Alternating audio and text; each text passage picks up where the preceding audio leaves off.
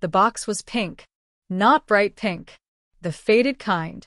The kind that looked like it had been sitting in someone's attic for years. My daughter carried it against her chest like it might explode.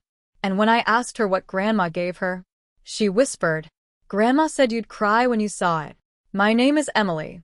I'm 34 years old. And this is the story of the day I finally realized my parents were never trying to love me. They were trying to control me.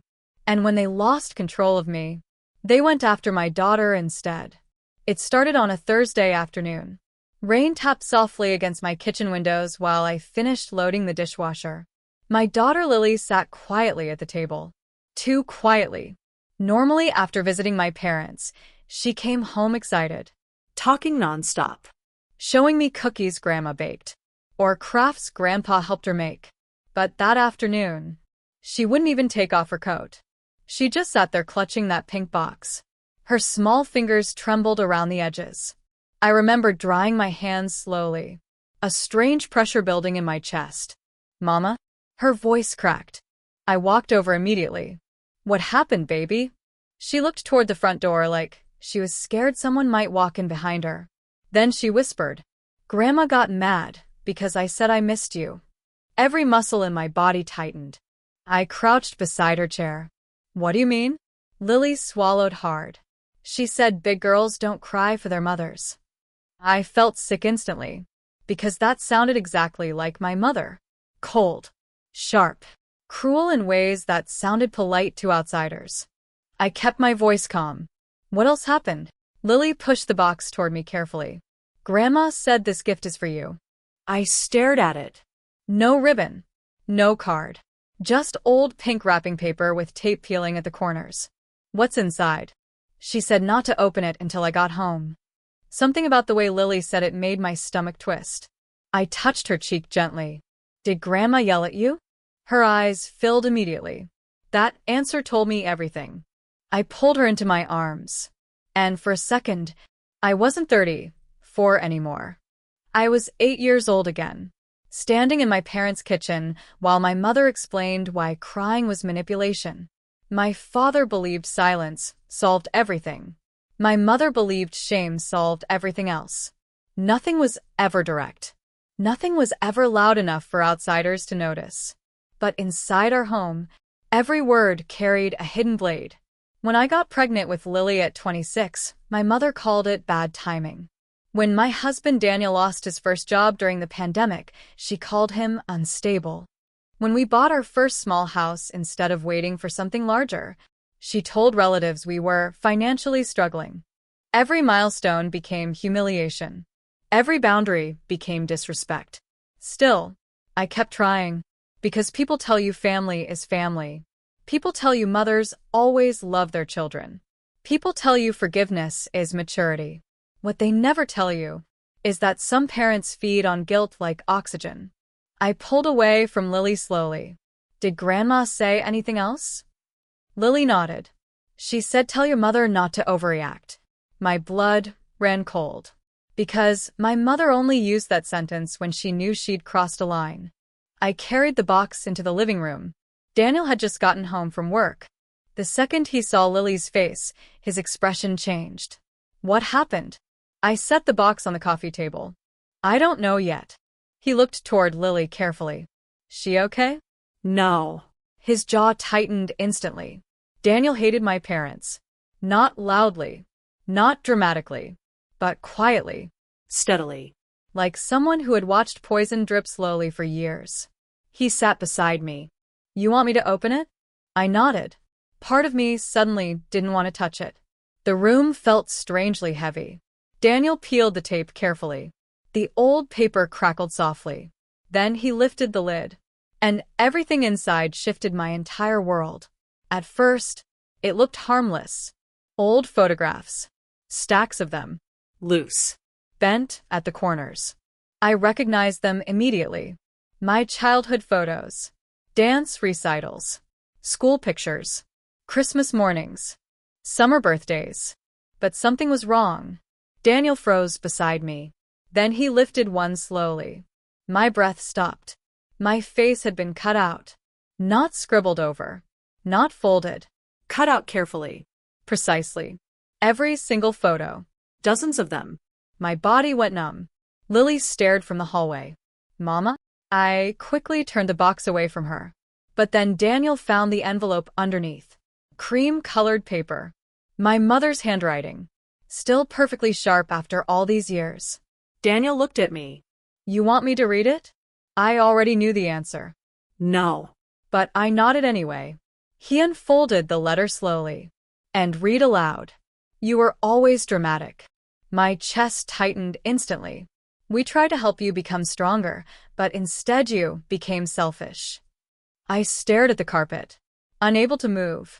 You turned our granddaughter against us with your paranoia and emotional instability. Daniel's voice grew colder with every sentence. If Lily grows up fearful and weak, it will be because of you. Then came the final line. You can erase us from pictures, but you will never erase what you are. Silence filled the room. I couldn't breathe. I couldn't think. Because suddenly every memory came rushing back at once. Every insult disguised as advice. Every humiliation disguised as concern. Every time my mother convinced me I was too emotional, too sensitive, too difficult. Daniel folded the letter carefully. Then he asked the question I couldn't. How long has this been happening? I looked at him. My whole life. That night Lily had a nightmare.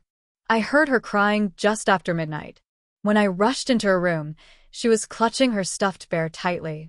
The same brown bear my mother had given her for Christmas. She said Grandma was watching me. My heart broke instantly. You sat beside her, Bill. No one's watching you, sweetheart. But Lily shook her head hard. She said Grandma always knows things. A chill crawled down my spine. Because my mother used to say that to me too. I tucked Lily back into bed slowly. Then I noticed something strange. The bear felt heavier than usual.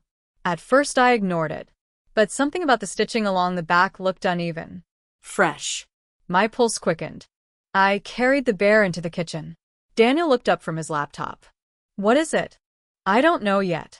I grabbed scissors carefully and cut along the seam. Stuffing spilled onto the counter. Then something small and black dropped into my palm. Daniel stood immediately. What the hell is that?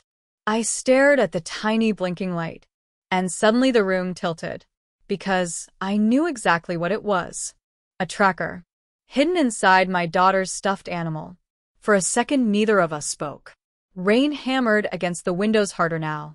The kitchen lights suddenly felt too bright. Daniel took the device carefully. You sure? Yes. My voice barely came out. He flipped it over slowly. Tiny serial number. Magnetic backing. GPS tracker. Real. My hands started shaking violently. Not from fear. From rage. Because suddenly everything made sense. The random times my mother mentioned places we visited. The strange comments. Oh, Lily looked tired leaving the pediatrician. How was the park yesterday? How far is dance class from your house now? At the time, I thought maybe Lily mentioned things casually. Now I realized something horrifying. She knew because she was watching us. Daniel grabbed his phone instantly. I'm calling the police. But I stopped him. Not because I wanted to protect my parents. Because I knew exactly what would happen. My mother would cry. My father would deny everything. And somehow, I would become the unstable daughter again. I sat down slowly, trying to think, trying not to break apart. Daniel crouched beside me. Emily. I looked at him. This is criminal. I nodded weakly. But deep inside, something else was happening too. Something unfamiliar. For the first time in my life, I wasn't scared of my mother. I was done with her. The next morning my phone exploded with messages. Mom, you always overreact. Mom, Lily had a wonderful time before your anxiety ruined it. Mom, you are damaging that child emotionally. Then came the final text. Mom, families who cut off grandparents usually regret it later. Daniel read the messages silently, then looked at me. She's threatening you. I stared at the screen, but suddenly, instead of fear, I felt clarity. Crystal clear. Like years of fog had vanished overnight. Because the tracker changed everything. This wasn't guilt anymore. This wasn't manipulation anymore. This was obsession, control, violation, and worst of all, they involved my child. I opened my contacts slowly, scrolled down, and pressed a name I hadn't called in almost 8 years. Rachel Monroe. Family attorney. College friend. The second she answered, she heard it in my voice. Emily. I swallowed hard. I think I need help. There was a pause. Then she asked quietly, "What happened?" I looked toward Lily coloring quietly at the kitchen table, then at the tracker sitting beside me in a plastic bag. And I finally said the words I should have said years ago. My parents crossed a line. Rachel arrived that evening. She listened without interrupting. The box, the photos, the letter, the tracker, every detail. When I finished speaking, she leaned back slowly, then asked one question. "Do you want boundaries?" I frowned slightly. "What?" She held my gaze carefully. "Or, do you finally want freedom?" That question shattered something inside me.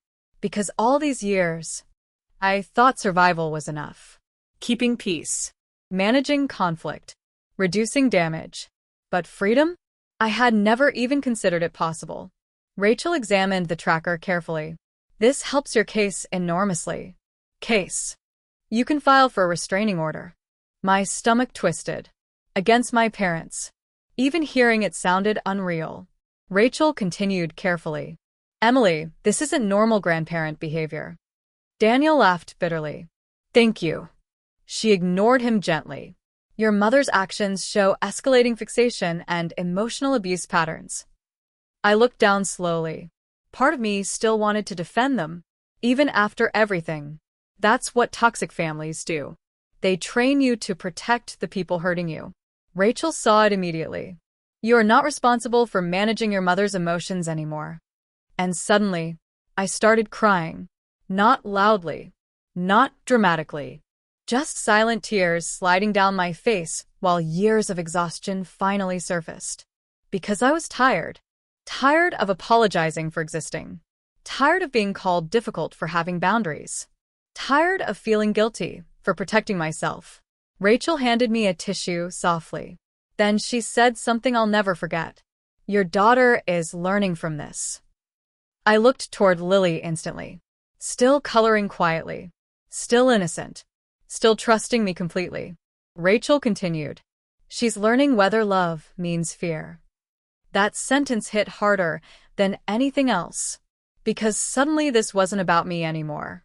It was about what Lily would normalize. What she would accept one day from people who claimed to love her. And I knew then. This cycle had to end with me. That night I blocked my mother's number. Then my father's. Then my aunt's. Then my cousin's. Because toxic families rarely operate alone. They operate like systems. Punishing the one who speaks up. At 2 a.m., my mother emailed again. "You are mentally unstable." Still, I didn't answer. By morning, 23 missed calls, voicemails, messages, demands, threats, guilt. But for the first time in my life, I stayed silent. And that silence terrified them more than any argument ever could. Then Saturday happened, and everything escalated. Because when I opened my front door that morning, my mother was standing on my porch, holding another gift box. My mother smiled like nothing had happened. Like she hadn't hidden a tracker inside my daughter's toy. Like she hadn't sent a box full of mutilated childhood photos. Like she hadn't spent my entire life teaching me fear disguised as love. She stood there in her beige coat, holding another pink box against her chest. And somehow, that terrified me more than if she'd arrived screaming. Because calm was always her most dangerous form. "Emily." Her voice sounded soft, careful, practiced. I kept the storm door closed between us. "What are you doing here?" She tilted her head slightly. "You blocked me." "Yes." "I think you're making emotional decisions again." There it was. The same tone she used when I was 12. Lily was still asleep upstairs. "Thank God. You need to leave." My mother sighed dramatically. I brought Lily a peace offering. I stared at the box. No. Emily, don't do this. Do what? Tear the family apart. The irony almost made me laugh. Instead, I said quietly, you hid a tracker inside my daughter's bear. For the first time, her expression flickered. Not guilt. Annoyance. Like she was irritated I'd discovered it. That was for safety. My stomach turned. You tracked my child. She's my granddaughter. No, I snapped. She's my daughter. My mother's eyes hardened instantly. And there she was. The real version. The one outsiders never saw. Cold. Controlling. Hungry for authority. You've always been unstable when emotional. I almost flinched automatically. Almost. Years of conditioning don't disappear overnight. But then I remembered Lily crying at the kitchen table.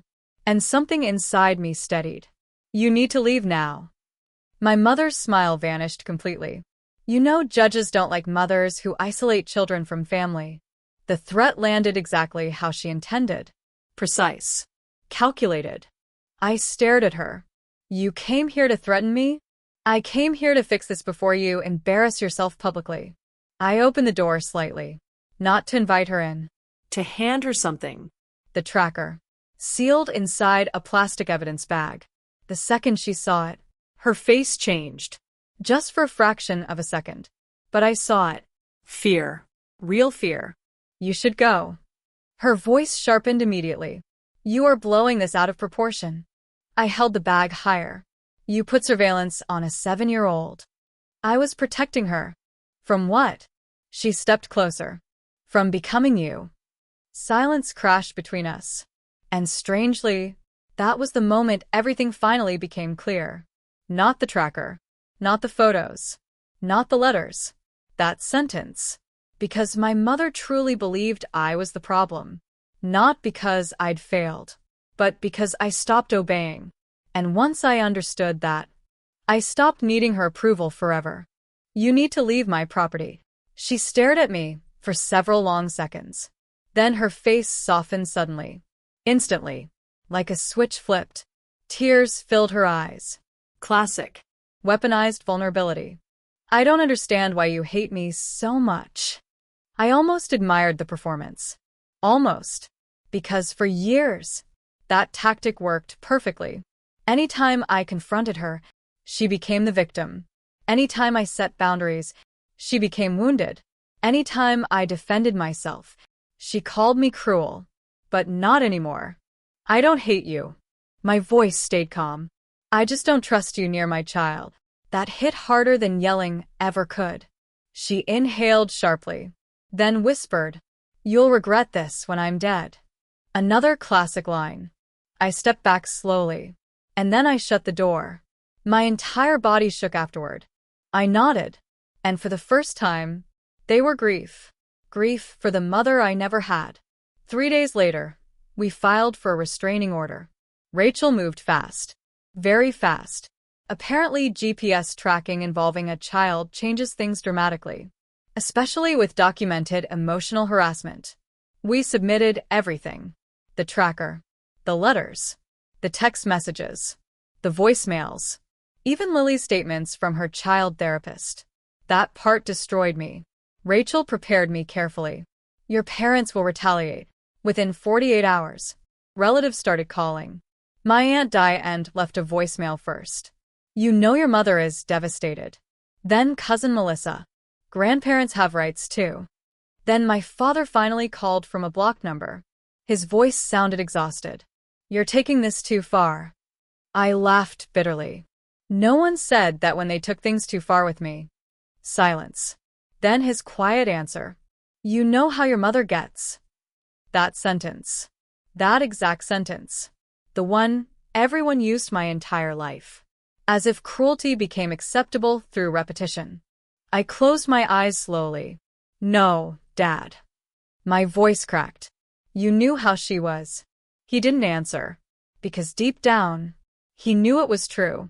My father spent decades protecting peace instead of protecting people. And silence always sides with the aggressor eventually. The court hearing happened 3 weeks later. I barely slept the night before. Lily stayed with Daniel's sister. I didn't want her anywhere near that courthouse. The restraining order was granted temporarily pending further review. No unsupervised contact. No direct communication. No visitation. My mother stood abruptly. This is absurd. The judge looked directly at her. No, ma'am. His voice stayed calm. What's absurd is placing a tracking device inside a child's toy. She looked at me then. Pure hatred. Not sadness. Not heartbreak. Hatred. Because I exposed her. Because I stopped protecting her image. Outside the courthouse, reporters weren't waiting. No dramatic cameras. No viral headlines. Just cold air and quiet sunlight. But somehow, that moment still felt enormous. Because trauma doesn't end with explosions. Sometimes it ends with paperwork. Rachel hugged me tightly. You did the right thing. I nodded slowly. But honestly, it didn't feel victorious. It felt sad. Heavy. Like burying something that should have been beautiful. That night Lily came home. She ran into my arms immediately. And for the first time in weeks, she looked peaceful. Daniel made pancakes for dinner because Lily called breakfast foods happy meals. We sat together laughing softly, while syrup dripped across the table. And suddenly I realized something. The house felt calm. Not tense. Not monitored. Not emotionally dangerous. Just calm. I wasn't waiting for criticism anymore. I wasn't checking my phone nervously. I wasn't preparing defenses in my head. The silence felt safe now. Weeks passed. Then months. The smear campaign continued for a while. Apparently, I was cruel. Ungrateful. Mentally unstable. Controlling. Family friends stopped speaking to me. Certain relatives disappeared entirely. But do you know what surprised me? Life became lighter anyway. Because peace built on self-betrayal is not peace. It's captivity. One afternoon, Lily asked me something while we planted flowers outside. Mama? Yeah, baby? Why doesn't Grandma like you? The question broke my heart quietly. I sat beside her carefully. She does love me in her own way. Lily frowned slightly. Then why does she hurt your feelings? Children see truth faster than adults. I brushed dirt from my hands slowly. Sometimes people think love means controlling others. Lily thought about that seriously. Then she asked, That's not real love, right? I smiled softly. No. She nodded once, then returned to planting flowers. Like the answer was simple. Maybe it always was. 6 months later, the court finalized permanent restrictions. Supervised contact only. Conditional therapy requirements. No gifts without inspection. No unscheduled communication. My mother called it humiliation. I called it safety. My father sent one final letter afterward. Handwritten. Short. He apologized. Not fully. Not perfectly, but enough to reveal something painful. He knew all along. He wrote, I thought keeping peace was protecting the family. I see now I was protecting myself from conflict instead. I cried reading that, because it was true, and because sometimes the quiet people cause damage too. Not through cruelty, through surrender. I never answered the letter. Not out of hatred, but because healing sometimes requires distance from everyone who helped normalize your pain. Last week Lily turned 8. We had a small birthday party in the backyard. Cupcakes. Music. Water balloons. Nothing extravagant. But while I watched her laughing in the sunlight, I suddenly remembered something. At 8 years old, I already knew how to make myself smaller to avoid upsetting my mother. At 8 years old, Lily still feels safe enough to laugh loudly. And maybe that's the greatest victory of all. Not revenge. Not punishment. Not courtroom orders. Safety. Freedom. Peace. That night after everyone left, Lily climbed into my lap on the porch swing. The sky glowed orange across the neighborhood. Mama? You'll always protect me, right? I held her tightly. Always. Even when it's hard. Even when people get angry. Even when family becomes the danger instead of the shelter. I kissed the top of her head softly. Always. And for the first time in my entire life, I finally understood something. Breaking a toxic cycle doesn't start with anger. It starts the moment someone decides, "This pain stops with me." Thank you for listening to Relaxing Drama Stories. And remember, setting boundaries is not cruelty. The people who call you too sensitive are often the ones hurting you most. And protecting your child from toxic family members is not overreacting. It's love.